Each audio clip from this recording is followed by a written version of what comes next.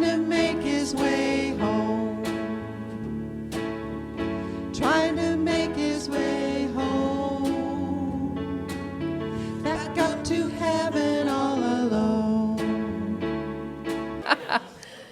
Beautiful. Oh my goodness. It's so good to be with you here today, beloveds. Good morning. Good morning. Turn to someone next to you and say, good morning. All right, good morning. Yeah. Feel that love and joy within you. Beautiful. Wow, you guys, you are all glowing this morning. You really are. I mean, look at these sparkly eyes. I see you. You too, Zoomers. Your eyes are sparkling. Take a moment and look around and look at the sparkling eyes of your neighbors.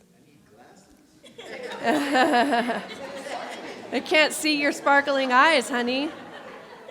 Wow. Hey, sparkly.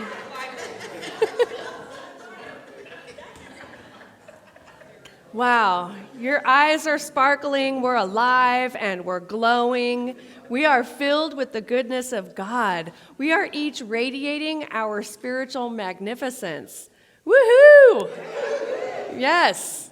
I think of Karen. Ooh, ooh. All right. So, glory. God is good. All the time. 24/7, 365. We'll try that one more time. God is good. 24/7, 365. You forgot all the time. One more time. God is good. All the time. 24/7, 365. Yeah. Woo. Oh, I love you guys. There's more coffee in the back. We may need it. We're getting there. We're getting there. Yeah.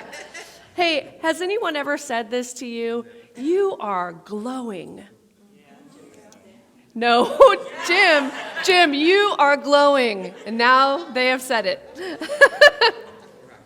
When someone says this to us, they are paying us a compliment of the Most High. They actually see this attractiveness in us because we are happy, healthy, especially with our eyes that are shining.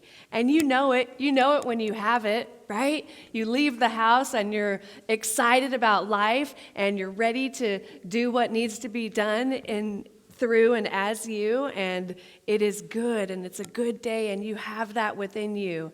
God is good all the time, 24/7, 365, and the people you encounter can't help but notice, and they say, you are glowing, and you think, well, thank you, or you think, oh, it's my new makeup that I tried.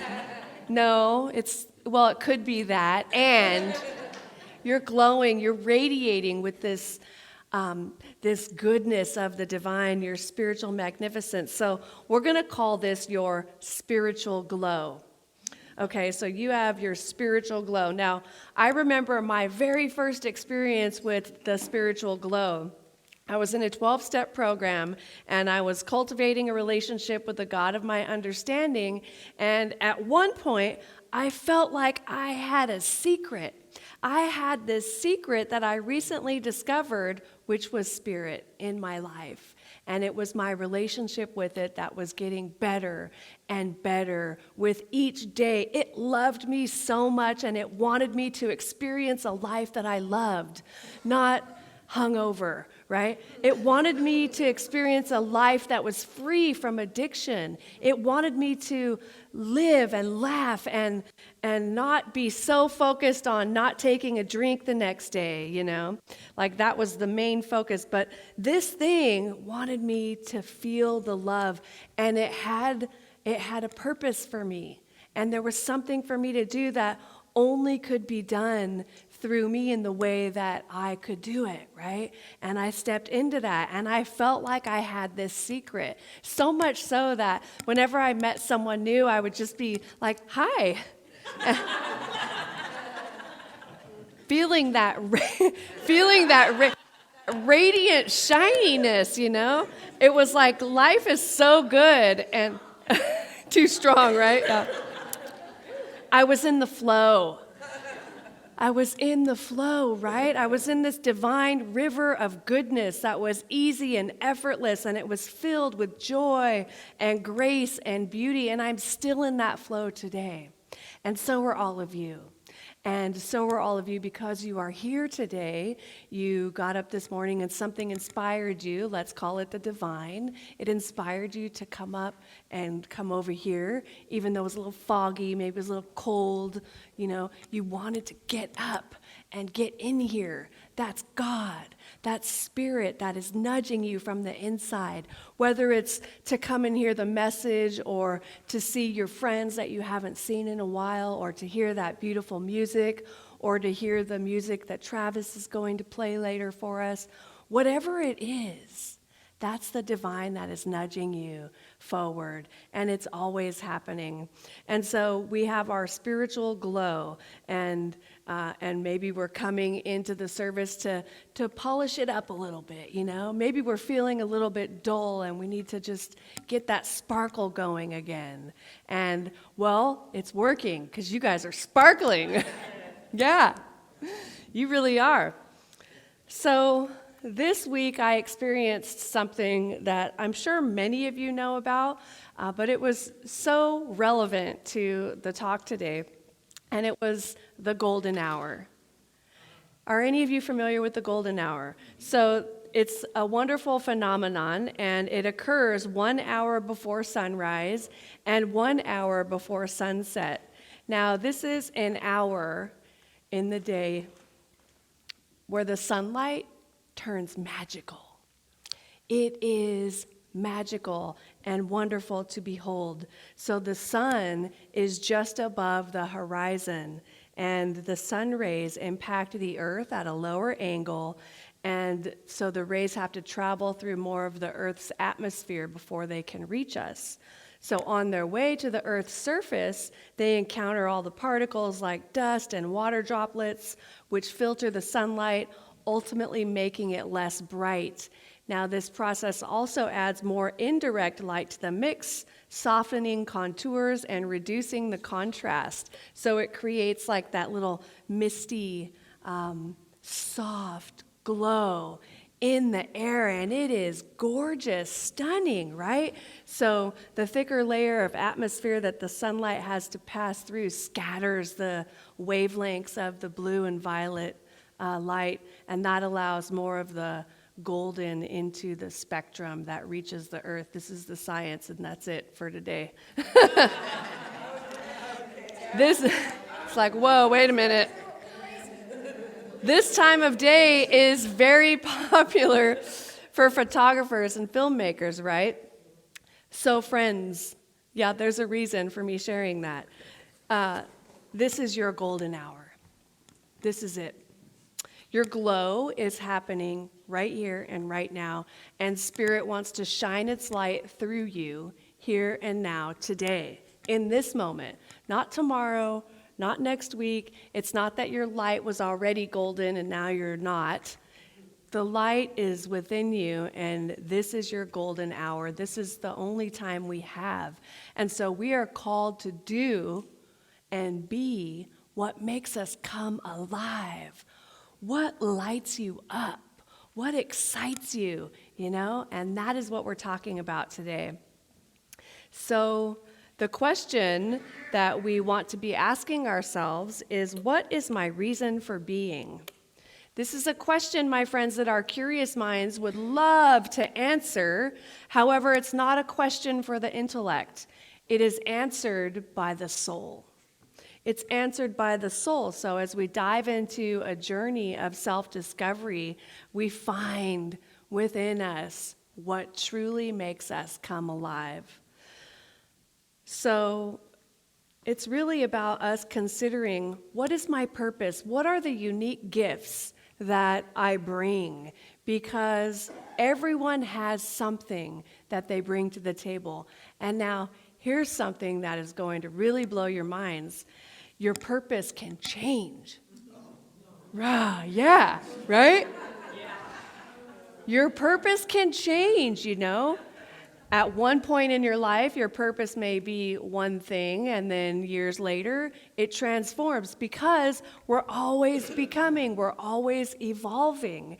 And so sometimes we want to let go of the old thing, but it's not fitting in our lives anymore because something else is lighting us up, something else is calling to us.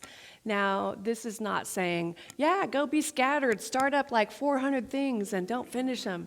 No, it's about focusing on what it is now. And I love this song that the band choir and Jimmy sang, which was Surrender, right? I step into the flow, then I let it go. I open my mind, my heart, and my soul. I step into the flow, then I let it go.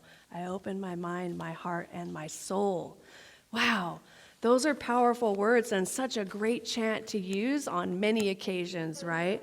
But especially to use in those times when a new purpose is coming to us, right? A new thing is beginning to light us up and inspire us. And it's up to us to follow that and to allow that to be born into our lives and let it be what it will be, you know? And so how beautiful is that? I love, love, love what Howard Thurman said. Don't ask what the world needs. Ask what makes you come alive and go do that. Because what the world needs is people who have come alive. People who have come alive. The world doesn't need us to be doing things just because we're supposed to be doing it, right? That's no fun. And you start to get depressed because you're doing something that you got stuck doing, and now you're just doing it, and you're like, why am I doing this? And you don't feel happy, you don't feel fulfilled and uplifted and inspired. But the point is that we've got to do what makes us come alive. Now, I remember when I was first learning about this, and people would ask me questions like, well, what do you love to do? And I was like, hike. I like to work out. I mean, what is that going to be my life purpose? Hiking? Yeah, right. In what world? But that was my intellect trying to answer, right? And then I just went with whatever was calling to me. And it was like following the spiritual breadcrumbs because I couldn't name it. I knew that I was in this foundations class, and Travis was in there too. I think Jody was in the first class I ever took too. I was in this class, and I started to really like it. And it was like, wow, this is making a lot of sense, and this is what I already believe, and this is way more interesting than just trying to stay sober. You know, it was like this opened up a whole new world of possibility, which is powerful and empowering and life-changing. And so I kept going with it. And then the next thing I knew, I wanted to be there on Sundays. Like I didn't want to miss what the minister was talking about. I really wanted to hear it. And so then I started coming every Sunday, and then I started making new friends. And next thing I know, I'm in the next class, Spiritual Practices for Daily Living, which is the class coming up, by the way. And that was the class where I thought, oh, I don't know if I'm gonna like this class. And it ended up being the best class ever, right? What did you call that class? Spiritual Practices for Daily Living. Daily living. Yes. Dating. Oh. Sign me up, she says.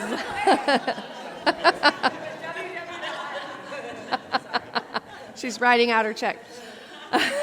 Sorry about that. Spiritual Practices for Daily Living, which is about treatment and meditation. That's all right. So, you know, I got into that, and it was like, I'm not sure I'm going to like this, and it ended up being the best class ever for me, and I was more into it. Next thing I knew, I was on the track to become a licensed practitioner. I wasn't naming it, though, but this is what my soul wanted to do. It wanted to do this. It was a calling. It was like my purpose, and I still didn't know. But then I showed up in my panel for ministerial school while I was still a practitioner. It was actually on the same day of my oral panels for becoming a practitioner. That's your final test. And then I paneled with 3 ministers and the dean of Holmes Institute at the time. And it was weird. It was a weird panel, and I wasn't ready for it. And so I remember the dean talked to me afterwards, and the dean was like, well, Elizabeth, they said, you're not ready. And I said, well, they're wrong. And I was like, who just said that? You know, it's my soul. They're wrong. I am ready. And he goes, all right, you start on this day, right? I know, I got the God bumps because I was like, they don't know. I'm ready. Yeah. And so, and here I am today, you know. It all worked out, right? Yeah. What I wasn't ready for was that panel. It was weird. It was like they were feeling me up in consciousness and judging me, and I thought, this is about God. This isn't about you judging me. Spirit within me will be guiding this ship, okay? Anyway, that was a wonderful experience, but that's what it is. That's my soul knew what it was doing, you know? Spirit within me knew what it was doing, and it wasn't going to take no for an answer. So there is that same thing within you. And yeah, you can still have a purpose if you're retired, you know? If you don't have a day job, that's awesome, right? There's still a purpose for you.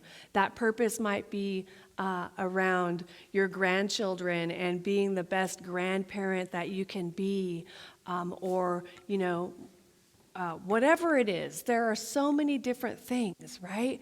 Maybe you are getting into some kind of hobby that is now something that you love so much and it lights you up. Whatever it is for you, the point is there is something for you, but you've got to respond and get into the action around that. Do what makes you come alive, because the world needs people who have come alive, and that is us. The world needs you. The world needs each one of us. Yeah, doesn't that feel good? So I wanted to share something about a TED Talk. I love TED Talks. They were really a thing years ago. They're kind of still a thing, right? And there's some that have been viewed like 20 million times, and there's like the TED Talk top 10. Well, this one at one point was in the top 5, but it's not anymore because there have been so many since then. I think this was 2008. So the gentleman's name is Benjamin Zander, and he is the music director of the Boston Philharmonic Orchestra. And he is famous for a TED Talk that he did in 2008 called The Transformative Power of Classical Music. What? Any classical music listeners in here? Oh, wow. Nice. Wow, quite a few of you. Well, if you weren't a classical music listener today when you walked in here, after you listen to this TED Talk, you're going to want to check it out. It's so amazing, you know? So this TED Talk was viewed over 21 million times, and this man has a passion for classical music, and he delivers a powerful message that helps people open their minds and create joyful harmonies that bring out the best in themselves and their colleagues. So that's going to be one of your homework assignments, and I'll remind you a little later to watch that TED Talk, The Transformative Power of Classical Music. So I want to just share a little bit from that TED Talk with you.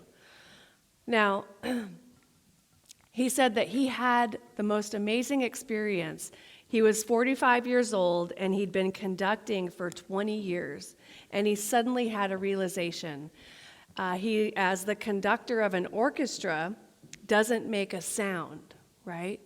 The conductor of an orchestra doesn't make a sound, but his picture appears on the front of their CDs. And he's like, why is that? But the conductor doesn't make a sound. The conductor actually depends for his power on his ability to make other people powerful. And that changed everything for him. He said it was a total life changer. And he said that people in his orchestra said, Ben, what happened? Well, that's what happened. He realized that his job was to awaken possibility in other people.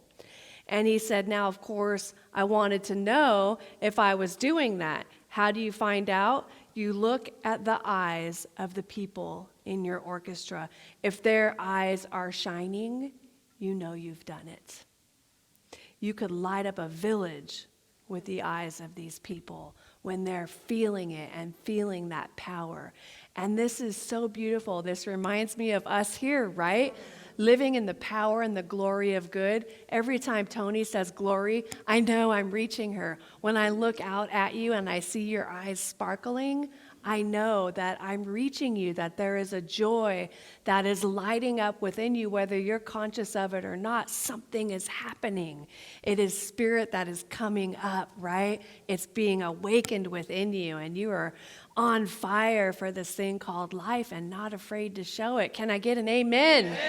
Woo! All right, so if the eyes are shining, you know you're doing it. If the eyes are not shining, you get to ask the question, who am I being that my players' eyes are not shining? And he says we can do that with our children too. Who am I being that my children's eyes are not shining? Right? That's a totally different world to live in.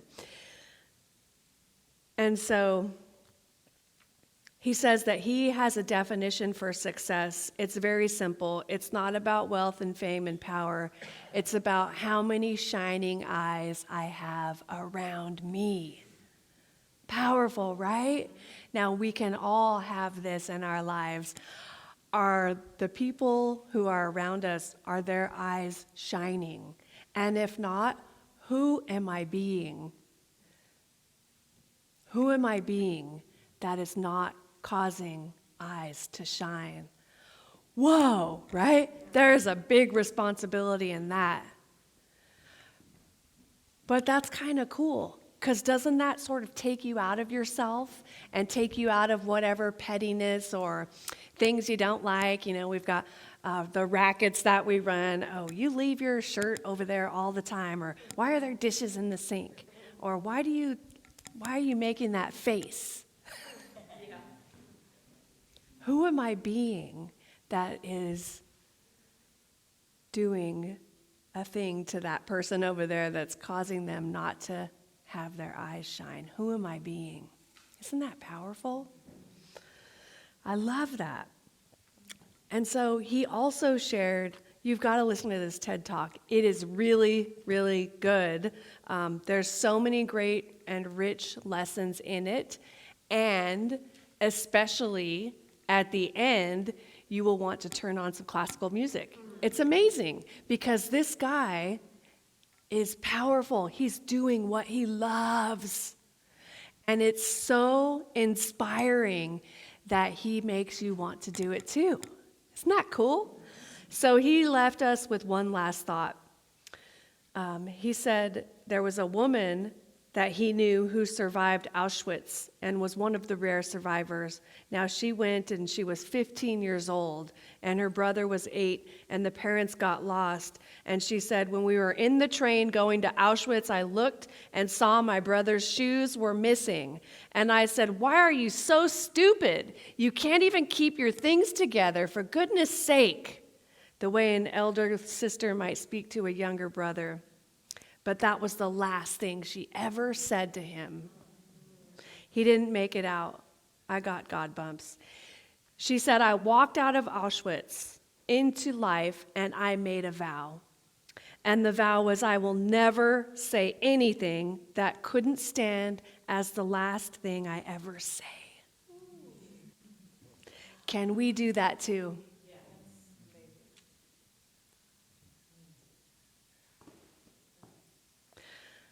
Now, if we don't do that, what happens? We make ourselves wrong. We beat ourselves up. And we make others wrong too. Don't do that either, right? Allow that to be a possibility that we can live into. It's a possibility that we can live into, isn't it? Wow. So shining eyes. Look around at each other again. Some of us have teary eyes now, but that's a sparkle too. That makes them sparkle. Touched, moved, and inspired. Shining eyes. That's your glow, my friends. You are glowing with God. Now, I want to share a story about a man named Alex who lived in a small town. Alex was a hard-working man, and he had a good job, but he felt unfulfilled and uninspired in his day-to-day life. He often heard the words of Howard Thurman, "Don't ask what the world needs, ask what makes you come alive, and go do that." So one day, Alex decided to take a chance and explore his passions. He had always loved photography and had a natural eye for capturing stunning landscapes. He started taking his camera with him everywhere, and he went and spent his weekends traveling to different locations to take photos. He was amazed at how much joy and excitement he felt whenever he was behind the camera lens. He truly felt alive for the first time in a long time. However, Alex's friends and family were skeptical about his new hobby. They told him that photography was just a hobby and that he needed to focus on his job, which was the most important thing to them. They told him that he couldn't make a living out of photography and that he needed to do something practical and needed. Alex was torn. He didn't want to disappoint his loved ones, but at the same time, he didn't want to give up on something that made him truly feel alive. Well, one day, a local gallery owner stumbled upon Alex's photos and was blown away by his talent. The owner offered Alex a solo photography exhibition, which was a huge success. People from all over town came to see his work, and they were amazed by the beauty and passion that was captured in his photos. Alex's friends and family were so proud of his success, and they could see the difference in him since he started pursuing his passion. They realized that doing something because it was needed wasn't enough, and that finding something that made one come alive was the key to true happiness and fulfillment. From that day on, Alex continued to pursue his passion for photography and never looked back. He was grateful to have found something that made him come alive and that allowed him to inspire others, proving that doing something because it's needed isn't enough, but finding your true passion and purpose in life is what truly makes a difference. Can you relate to Alex? Now, here's something really cool. That story was written by artificial intelligence. I said, "Hey, artificial intelligence, write me a story that illustrates how it's important to do what makes you come alive." And that's what it gave me. Right? Whoa. I'm telling you, the fun never ends. So I'm very curious about ChatGPT and Midjourney AI, and I'm having a blast with it. So fun. Powerful. Now, I also saw this quote this week on Facebook from one of my ministerial mentors. And it says, it's actually by James Hollis, who is Dr. James Hollis, a Jungian psychoanalyst. He says, we must periodically ask, what wants to come into the world through me? This is not an ego-driven, narcissistic question. It is a query that summons us to show up, to serve something larger than the familiar, the comfortable. Surely one of the most telling tests of our lives is whether we are living in a way which is driven more by challenge than by comfort. One which asks more of us than we had planned to offer. Wow. That definitely sums up my call to ministry. Right? One which asks more of us than we had planned to offer. But that offering is so beautiful and powerful. And you will not be disappointed. So wrapping it up, my friends, this is your golden hour. This is it. Glow with God. Spirit wants to shine its light through you here and now. Now is all we have. So do what makes you come alive. Be courageous. Don't let your unique spark not find its life. Know that there is no one else that can do that thing that you are being called to do. It can only be done in that particular way by you, through you, as you. So the questions that you'll want to ask yourself this week are, what is my purpose right now? And what makes me come alive? What makes me come alive? And then your specific homework for this week is to check out the golden hour at least once this week. 1 hour before sunrise or 1 hour before sunset. Have a moment with Spirit in that golden magical hour. Number 2, watch the TED Talk by Benjamin Zander, The Transformative Power of Classical Music. Yeah, so I'm going to now invite Travis up as we begin to prepare for our closing prayer. And while he's getting ready, let's do what I like to call the religious science shuffle, which is the science of mind shuffle, but it's just basically moving your body, scratch your nose, whatever you need to do. Yeah, stand up for a second, adjust yourself, and then sit back down and get comfortable. Do the hokey pokey. Woo, turn yourself around. Now we're going to be seated. Yeah, and sit up in your chair, and then I'm going to invite you to close your eyes if that is comfortable for you. If that is not comfortable for you, you can rest your gaze gently about like a foot in front of you. And allow yourself to just be in this moment now. Know that any conversations that want to be happening can be picked up after this closing prayer. There is joy that is happening right here, right now, and it is a joy that lives within each one of us. The joy of seeing friends we haven't seen for a while. It is good. And so join me in turning your attention inward.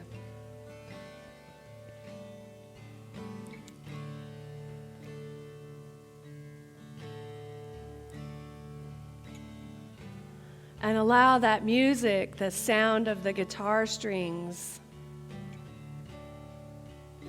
that is being created by Travis, Spirit as Travis. Allow it to take you on a journey.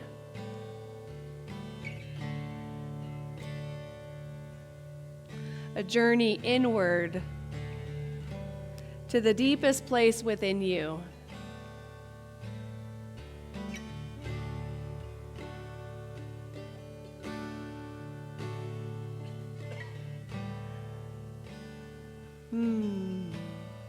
See yourself walking into that wide open space within you, which is the space where you are welcomed with love.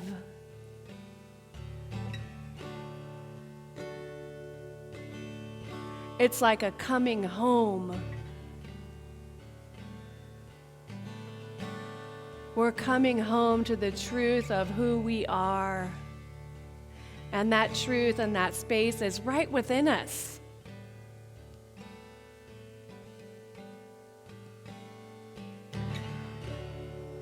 So as I relax into that space, I feel the celebration and the victory of love and beauty and joy that is happening right here and right now. And it is Spirit that is loving me so much, and it is loving each one of us. And this love permeates our entire body. It is filling us up. It is allowing every single cell within us to be lit up with love.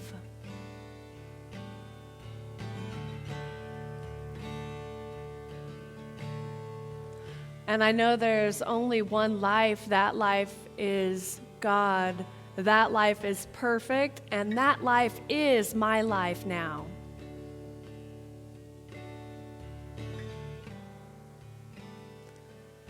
And I can relax into that safety and security of the beloved, remembering that it loves me no matter what. It loves me if I trip and fall. It loves me if I say the wrong thing. It loves me anyway. It has always loved me, and it will always love me. This is true for each one of us. There is this love that lives within us regardless of circumstances. Whatever that's happening in our lives, we can turn within and find this love and allow it to cover us, to wash over us. And in that, we remember who we are. And we know that the Spirit has our back in everything. And as our divine purpose at this time is revealed to us, we know that it will be fulfilled because Spirit is guiding us. And Spirit never lets us down. And so I'm grateful in this moment for sparkling eyes. I'm grateful for having the people in my immediate surroundings be lit up by me being who I am. This is true for each one of us, that my eyes are shining and the eyes of those around me are shining, and this love and this beauty, this joy, this spark of goodness is contagious. People feel it and sense it, and they want it. They want what we have. And we lovingly and generously share this light. I'm so grateful. I'm so grateful to know that whatever our purpose is, we have realized this thing can only be done in this particular way through and as me, and I will let it be. I do let it be. I let my light shine. I am light. I am love. I surrender everything else. And it is good. And so as we all go forward in the rest of our day and through the rest of our week, we experience love. Even while we're sitting and watching the Super Bowl with our friends or family or doing whatever it is that we do when we leave here today, there is pure love. This is the day that Spirit has made. This is the time that we have. This is it. Now is the time, and I glow with God. We glow with God, and it is good, and I am so grateful. I'm so grateful to be glowing with this good. I'm so grateful to be a sparkling expression of Spirit wherever I go, and especially to myself. Thank you, Spirit, for loving us in this way. Thank you. I let this gratitude wash over me.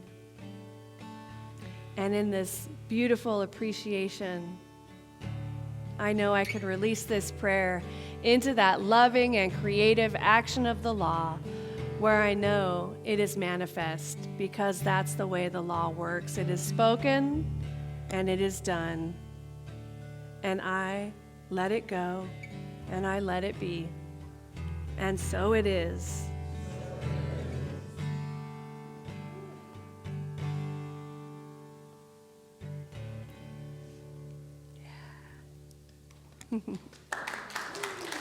Thank